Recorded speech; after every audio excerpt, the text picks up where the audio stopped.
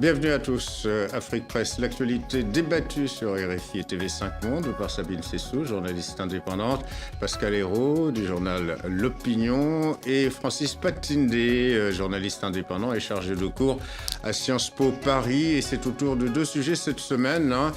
Les enjeux politiques autour des funérailles de l'opposant congolais Étienne Tshisekedi en RDC et puis au Cameroun, la poursuite de la fronde dans les régions anglophones et des leaders de cette contestation toujours en détention. Alors à quand les funérailles d'Étienne Tshisekedi alors que les restes de l'opposant congolais sont toujours en Belgique où il s'est éteint le 1er février? Eh bien les Congolais qui veulent lui rendre un dernier hommage ne sont toujours pas fixés. Ces obsèques sont pour l'instant hypothéquées par le bras de fer entre d'un côté la famille et les héritiers politiques de l'illustre défunt et de l'autre le pouvoir de Joseph Kabila. Le résumé du sujet par Laure de Matos de TV5 Monde. Le siège de l'UDPS, le parti de feu Étienne Tshisekedi. C'est le lieu où ceux qui souhaitent rendre hommage à l'ancien opposant décédé se rassemblent. Ce mardi matin, des chants de deuil en Tchiboula accompagnent les anonymes et les personnalités venues se recueillir. À l'image de Monseigneur Fridola Ambongo, le vice-président de la conférence épiscopale de la RDC. Près de 2 semaines après la mort d'Étienne Tshisekedi, aucune date n'est fixée pour le retour de sa dépouille. La famille Tshisekedi et l'UDPS attendent des garanties du pouvoir. Ils craignent que des funérailles mal organisées ne suscitent des violences à Kinshasa. Il y aura d'ici peu des contacts, des discussions pour dégager un compromis qui va permettre à ce que le corps soit rapatrié et effectivement qu'on lui réserve les obsèques qui sont des obsèques grandioses parce que Tshisekedi a été grand. Des obsèques grandioses avant qu'Étienne Tshisekedi ne repose dans un mausolée. C'est l'autre point de désaccord entre les deux partis. L'UDPS a évoqué 2 sites symboliques au cœur de la capitale congolaise, le Palais du Peuple et les alentours du ministère de la Justice. Des propositions rejetées par le gouverneur de la ville-province de Kinshasa, mais le pouvoir se dit force de proposition. Le gouverneur de la ville a même pris la précaution de préparer 2 sites qu'il va soumettre au choix de la famille. Les travaux d'aménagement de ces sites ont même déjà commencé. On n'a pas attendu qu'ils reviennent. Ces obsèques très politiques butent aussi sur la question de la mise en œuvre effective de l'accord du 31 décembre dernier, censé sortir le pays de la crise liée au maintien au pouvoir de Joseph Kabila. Lundi, Félix Tshisekedi, le fils et successeur d'Étienne, a assuré qu'elle n'était pas une condition au retour de la dépouille de son père en RDC. Voilà une précision pour nos auditeurs radio. On a entendu successivement dans ce sujet Bruno Tshibala de l'UDPS, le secrétaire général adjoint du parti fondé par Étienne Tshisekedi, et puis Lambert Mende, qui est le porte-parole, ministre de la Communication donc, du gouvernement congolais. Alors, Sabine Sessou, même dans la mort, Étienne Tshisekedi, l'opposant historique, continue de peser de tout son poids sur cette scène politique congolaise. Oui, le Congo pleure la disparition d'un opposant historique et ça redistribue un peu les cartes puisque du coup Moïse Katumbi peut se positionner comme la principale alternative à cette nuance près qu'il y a un problème de confiance entre les différents cercles des opposants en RDC parce que Moïse Katumbi est arrivé à l'opposition assez récemment par rapport à Étienne Tshisekedi. En quittant les rangs du pouvoir. Voilà, en quittant son poste de gouverneur de la province du Katanga. Donc, une partie de la donne se trouve dans la complexité de la situation de Moïse Katumbi, qui est poursuivi en justice, qui ne peut pas revenir, qui voudrait, disent certains médias, mais c'est à vérifier, rentrer à Kinshasa avec la dépouille de Tshisekedi. Le jeu reste largement ouvert et la force d'inertie du côté du pouvoir est totale, reste totale, on le voit bien. Même dans l'organisation de ces obsèques, c'est assez fascinant. Alors, la famille, Félix Tshisekedi, Francis Patindé, n'a pas désavoué Maurice Katumbi, qui a, semble-t-il, demandé à pouvoir entrer en RDC avec la dépouille mortelle d'Étienne Tshisekedi, parce que Moïse Katumbi fait l'objet de condamnations, jugées plutôt des condamnations politiques plutôt que de condamnations fondées sur le plan juridique. Cela étant, pour revenir à Félix Tshisekedi, il dit que son père appartient au patrimoine national de la RDC et réclame donc l'édification d'un mausolée en plein cœur de Kinshasa, une requête que ne veut pas véritablement satisfaire le pouvoir, en tout cas pas dans les conditions exigées par le fils. Tshisekedi a été un grand opposant, non seulement congolais, mais également africain. Donc il a également, on l'oublie souvent, il a été Premier ministre du Congo. Donc c'est un homme d'une stature nationale qui a été inébranlable dans certaines de ses convictions. Je pense qu'il mérite des obsèques nationales. Le problème, c'est que tout le monde aujourd'hui cherche à récupérer sa dépouille. Sa famille biologique, sa famille politique, à qui d'ailleurs devrait revenir le dernier mot, mais également le pouvoir qui veut en profiter pour se refaire une santé, mais les autres opposants également. Vous parliez tout à l'heure de Moïse Katumbi, qui effectivement veut prendre ce train en marche pour retourner et profiter de recueillir les fruits de ces obsèques nationales. Je trouve qu'il faut respecter la mémoire du défunt, il faut respecter les volontés de sa famille et de ses amis politiques, à qui devrait revenir le dernier mot. Pascal ? Oui, il y a des exigences qui sont peut-être difficilement réalisables, comme l'érection d'un mausolée. C'est pas un peu anachronique, un mausolée à la Lénine, à la Mao? Oui, mais c'est à l'image aussi du personnage qui s'est quand même opposé, qui a été le principal opposant, qui s'est opposé au maréchal Mobutu, qui s'est opposé à Kabila père, qui s'est opposé à Kabila fils. Alors, on est en plein bras de fer, on est dans l'impasse, on n'a pas de date de retour, avec d'un côté un pouvoir qui essaye de récupérer l'événement, qui veut l'organiser, qui veut le financer, qui veut en profiter aussi certainement pour gagner du temps et pour peser sur des négociations que le pouvoir pourrait aimer reprendre ou revoir à ses propres conditions. On sait que l'accord du 31 décembre n'a pas connu un début d'application. Puis d'un autre côté, on a la famille, on a l'UDPS qui est profondément divisé, ça il faut le savoir, entre les plus intransigeants qui incarnent la ligne ferme d'Étienne Tshisekedi et puis les plus modérés. Et au sein même de la famille, on était divisés. On sait que ces derniers mois, Madame Tshisekedi et Félix étaient plus enclines à négocier avec Kabila pour mettre en place un gouvernement de réconciliation, ou intérimaire. On est dans une situation institutionnelle inédite. Le mandat du chef de l'État s'est achevé en fin d'année. Donc on est dans ces jeux de pouvoir d'un côté et de l'autre. On ne sait pas quelle va être l'issue. Le temps, à mon avis, joue pour le président en place. Si c'était déjà sa stratégie, la stratégie du glissement. Après, il faut voir si l'UDPS va réussir à rester uni dans ces événements et à savoir si les pressions extérieures, la conférence épiscopale, l'Union européenne, l'Union africaine, qui ont aussi pris position pour l'application de cet accord, si tout le monde va rester soudé pour faire pression sur le pouvoir et pour qu'on puisse vraiment aboutir à une transition. On commence à voir des signes quand le pouvoir dit qu'il ne pourra peut-être pas organiser les élections à la fin d'année, qu'elles n'ont pas été budgétisées. C'est 1,5 milliard, c'est 3 élections, c'est des provinciales, des municipales et une élection présidentielle. Alors, Sabine, est-ce qu'il n'y a pas de crainte non plus de voir le rassemblement de l'opposition, ce mouvement qui a été fondé par Moïse Katumbi, Tshisekedi en Belgique, je crois que c'était en juin dernier, voir également ce mouvement menacé.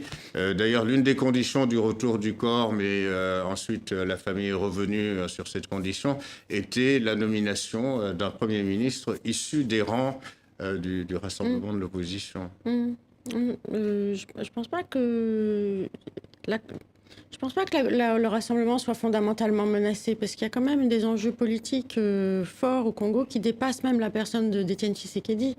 Je veux dire, le respect de la Constitution, l'organisation des élections, toute la société civile quand même est vent debout pour faire respecter les règles du jeu. Et la présence de cette plateforme de l'opposition me paraît pas remise en cause directement maintenant, non. D'accord. Sauf si, évidemment, l'UDPS éclate, explose, et ça, ce serait compliqué après à gérer. Ouais. Alors, Pascal a évoqué, Francis, les pressions, à la fois à l'intérieur et à l'extérieur. Mais il y a l'ONG de défense des droits de l'homme congolaise, La Voix des Sans-Voix, qui a tiré la sonnette d'alarme le week-end dernier en disant attention à cette instrumentalisation autour de la dépouille mortelle de Kabila. Évidemment, instrumentalisation par, je dirais, les deux bords. Et disant clairement qu'il y a peut-être un risque d'un retour à la violence, finalement. Je pense qu'ils ont raison parce que, au-delà de la dépouille mortelle, il y a quand même le Congo. Et c'est un pays qui est dans le provisoire qui dure. Donc je pense qu'il faut, il faut parer au plus pressé et que le pouvoir a tout intérêt à ce que ça dure. Parce qu'ils viennent de gagner dans un répit, un sursis d'1 an.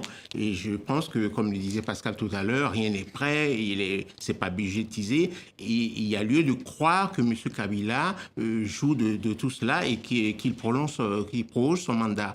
Donc il faut aller vite à ses obsèques et puis passer à autre chose. Parce qu'il y a une campagne après, il y a d'abord un gouvernement à mettre en place, il y a des mesures à prendre et aller rapidement aux élections.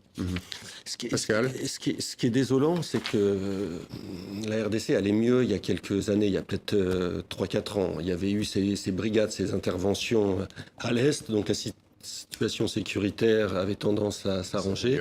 Et aujourd'hui, on retrouve une situation économique qui est déplorable. Et je lisais ce matin la dernière note de Standard & Poor's.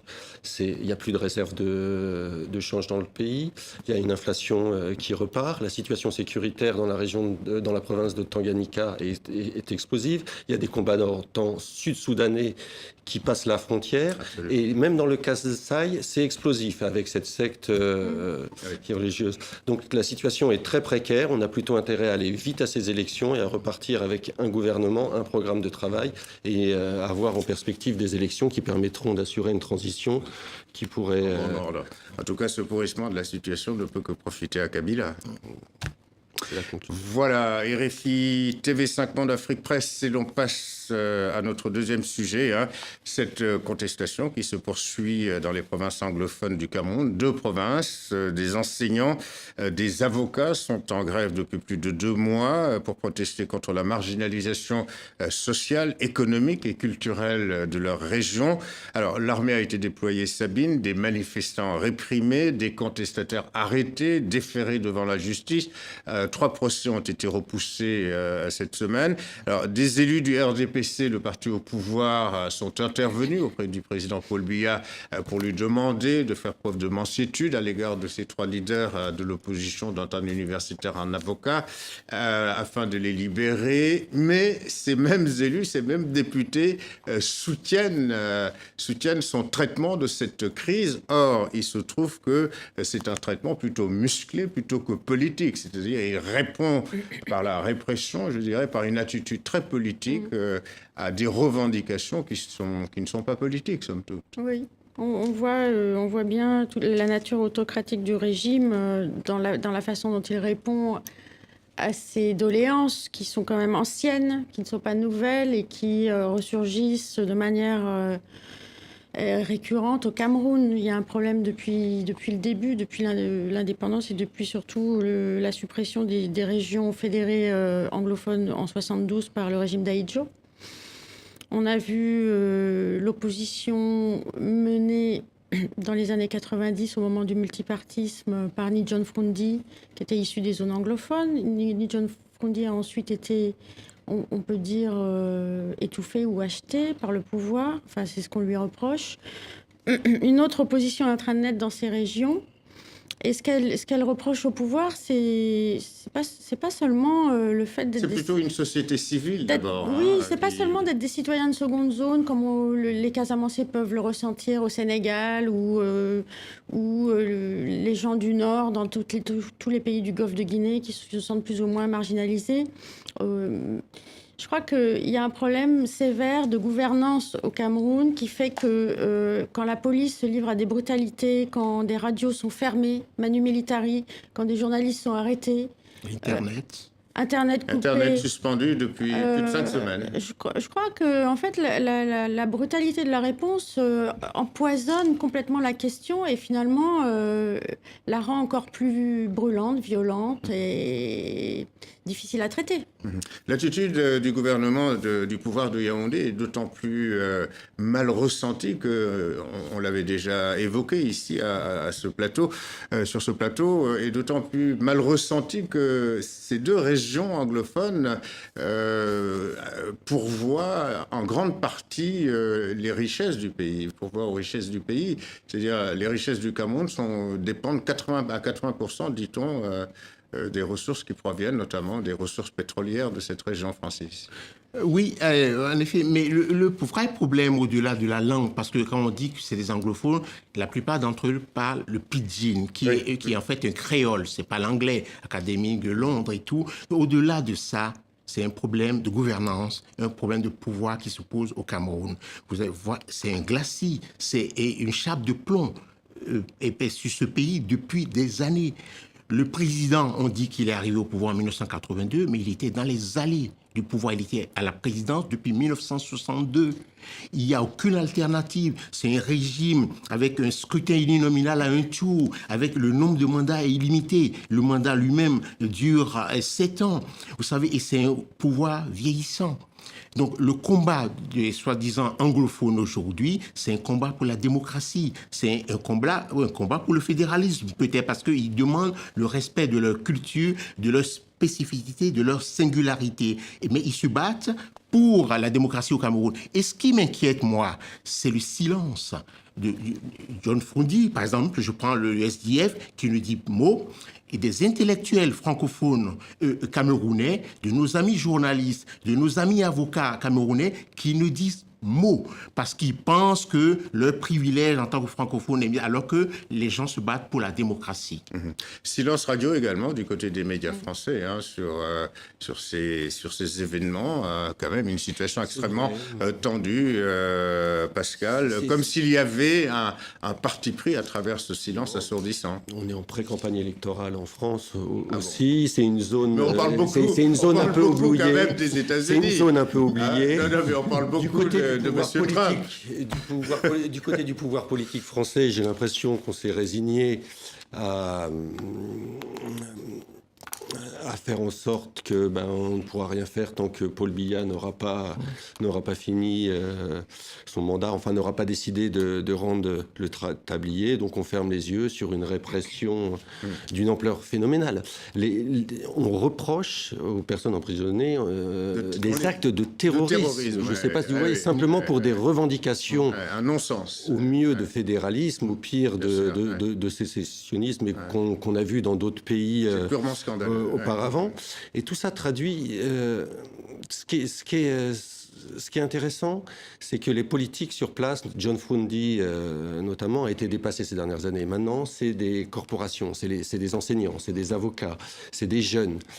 Et tout ce qu'ils demandent, c'est des années... Ils voudraient qu'on revienne sur des années de frustration et qu'on applique de manière... plus importante le bilinguisme, l'égalité dans l'administration, avoir une meilleure justice, avoir des programmes scolaires aussi qui soient plus adaptés, qui prennent plus en compte les particularités ou les spécificités anglophones. Et tout ça, le pouvoir n'y a pas répondu. Il y a une loi de décentralisation qui avait été mise en place au Cameroun en 1996 et qui n'a pas connu un début d'application. C'est intéressant cette histoire parce qu'on voit bien tout le hiatus qu'il peut y avoir entre l'Afrique anglophone et l'Afrique francophone. On a d'un côté une Afrique anglophone qui avance sur le plan de l'économie et on pourrait comprendre que les Camerounais, la partie anglophone du Cameroun s'identifie au Nigeria ou à une Afrique anglophone. Il y a ce risque déjà, en tout cas. Oui. Qui connaît l'alternance et certaines performances économiques, une forme d'indépendance économique intéressante, alors que l'Afrique francophone reste complètement à la traîne sur le plan de la gouvernance, surtout en Afrique centrale, et sur le plan de l'économie, c'est pas encore ça non plus. Alors, juste pour revenir sur cette coupure d'Internet, il y a aussi le fait que les envois d'argent des Camerounais expatriés des régions anglophones ne parviennent plus à envoyer de l'argent, là aussi depuis plusieurs semaines, quasiment depuis le début des remous. Et le Haut Commissariat de l'ONU aux droits de l'homme a dénoncé carrément une punition collective, accuse le pouvoir de Yaoundé de punition collective des populations.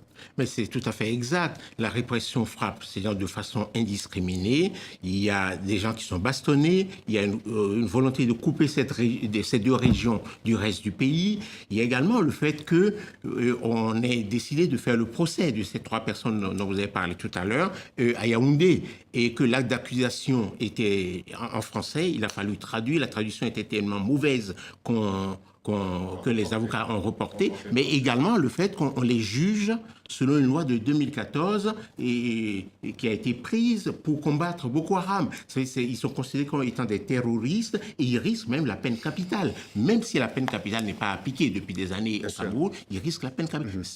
L'acte d'accusation est complètement en décalage. En décalage total. Et tout cela est scandaleux. Il faut respecter la singularité des gens. C'est pas parce qu'on parle pidgin ou qu'on parle anglais qu'on doit être voué aux gémonies. Voilà. Alors, Francis l'a plus ou moins évoqué, ça fait donc des années que M. Biya est au pouvoir, et on voit aussi dans ce comportement du pouvoir très dur à l'égard de cette contestation, comme aussi l'illustration de cette fin de règne, et puis aussi peut-être de cette bataille de succession feutrée entre notamment élite militaire et civile à Yaoundé, Pascal. Vous savez, la fin de règne, on l'annonce déjà depuis très longtemps au Cameroun. Je connais des générations de Camerounais de la diaspora qui rêvent de rentrer au pays. Vous ne croyez pas à cette...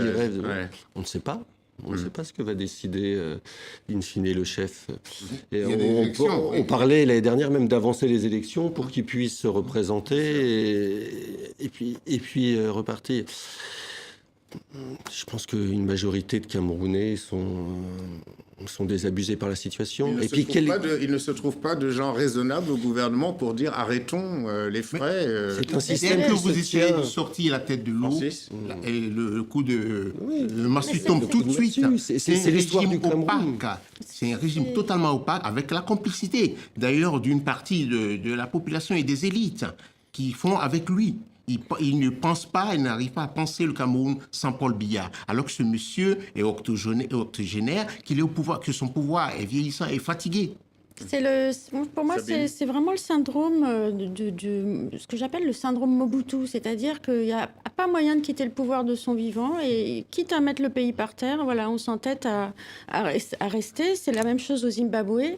Et évidemment, plus ça va, plus ça devient absurde et kafkaïen, d'ailleurs. C'est plus la zone anglophone. L'attitude aussi de la zone anglophone tranche avec la zone francophone. Les francophones sont à peu près 75%. Ils sont extrêmement passifs. Ils subissent de manière passive, je dirais, ce régime complètement vieillissant, omnipotent, alors que, effectivement, les anglophones disent ras-le-bol, quoi. Changeons, arrêtons.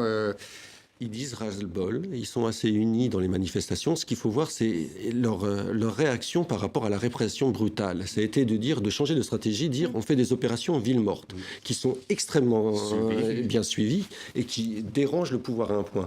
Et on voit aussi que, contrairement à la zone francophone, il y a une nouvelle génération de leaders politiques qui émergent dans la zone. C'est des gens comme Christopher Formouyo, qui est le directeur Afrique du National Institute.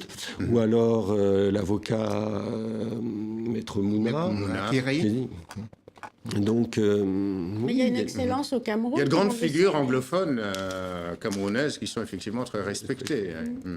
Et au-delà, il y a une excellence camerounaise qui fait briller le pays, malgré son régime, partout dans le monde. Il y a des Camerounais excellents partout. Donc vous ne voyez pas Paul Biya assouplir sa position, Francis, dans cette affaire ? Moi, je pense par la répression et les manifestations, ça finira par gagner le reste du pays. Parce que les intérêts sont communs, au-delà des questions linguistiques et tout. Il y a une soif de démocratie. Il y a une population qui est extrêmement jeune au Cameroun et qui finira par dire son ras-le-bol à quelqu'un qui a fini son époque. Un dernier mot. Il est peut-être un peu tôt pour le dire, mais la Pascal. réunion des parlementaires à Bamenda est peut-être un signe quand même. Les députés ont demandé la libération des prisonniers. Donc c'est peut-être Tout en le appuyant signe, la politique de Biya tout en sur cette appuyant, crise. mais en demandant aussi la mise en place de groupes de vigilance. Donc c'est peut-être le signe aussi d'un pouvoir qui voit les limites ou qui va droit dans le mur et qui peut-être essaye une autre stratégie, de voir s'il y a une autre alternative. L'avantage aussi de ces manifestations, c'est de faire que Paul Biya reste enfin dans son pays. Parce qu'il passe plus de temps à l'extérieur qu'au Cameroun. Merci, c'est la fin de cette émission. Merci à vous, Sabine Sessou, Francis Patiné, Pascal Hérault, ainsi qu'aux équipes techniques et rédactionnelles d'Afrique Presse. Cette édition est disponible sur les sites internet de RFI et de TV5 Monde. Encore grand merci de votre fidélité à Afrique Presse.